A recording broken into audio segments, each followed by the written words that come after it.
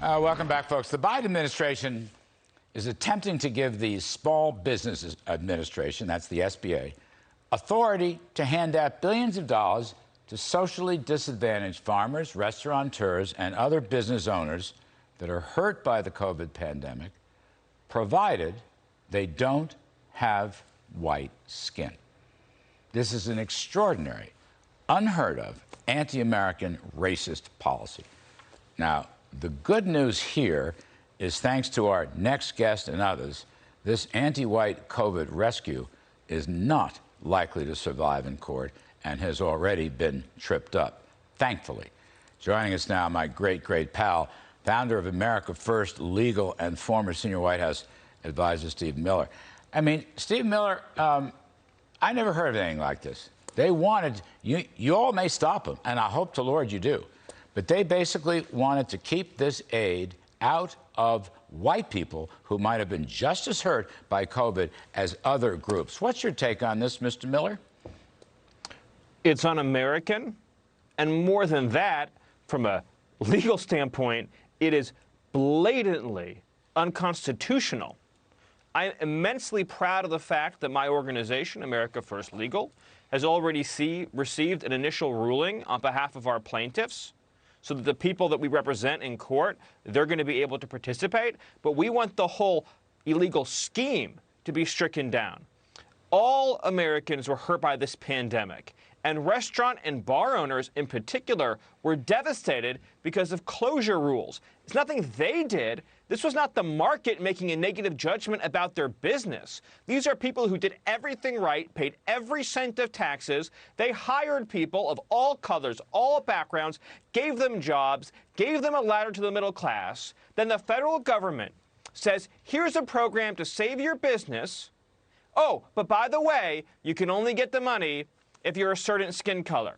That is so outrageous. That is so illegal. It is so wrong. If we let that happen, there's no limiting principle here, Larry, then every single other part of our lives, everything else in this country then can be divided up by race, and then the whole American experiment is gone. Well, of course, I agree with you. I mean, Stephen, I guess this is critical race theory. This is what Senator Tim Scott spoke about. This is what our great friend, former HUD Secretary Ben Carson has spoken about. So if I get this right, in order to curb discrimination, we're supposed to discriminate against others. And the discrimination here from these groups on the far left is against white people. I don't understand, as you were beginning to say, what does your color have to do with failed restaurants or COVID failures in almost any business? I don't understand that. That's certainly not what Martin Luther King said. But it is critical race theory, and it is using racism to fight racism, or it's using discrimination to fight discrimination. Stephen, I mean, I just think that's culturally, spiritually, and Americanly sick. No, it is sick. Sick is the right word. And you know what? The thing about racism, the thing about prejudice and bigotry is it warps whoever is carrying it out.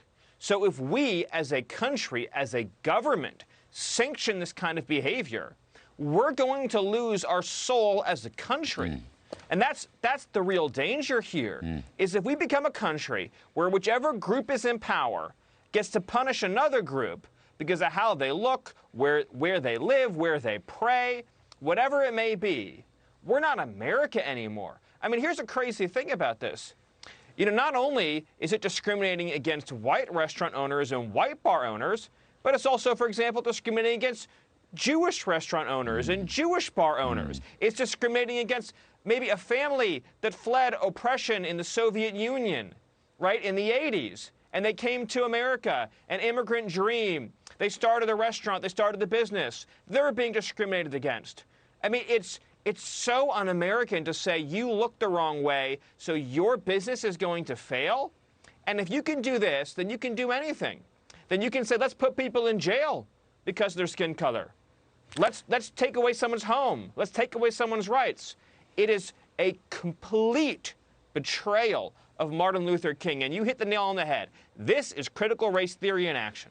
So, Stephen, producers are yelling at me, but I want to talk to you some more, buddy, about this. You mentioned your plaintiffs. I don't want you to tell me anything you can't, but I'm interested in your own court and legal situation in brief, because this thing has been, I believe, knocked down a little bit by some places, but just give us a quick review. The reason I say it, Stephen, is not because you and I necessarily love to have detailed legal arguments.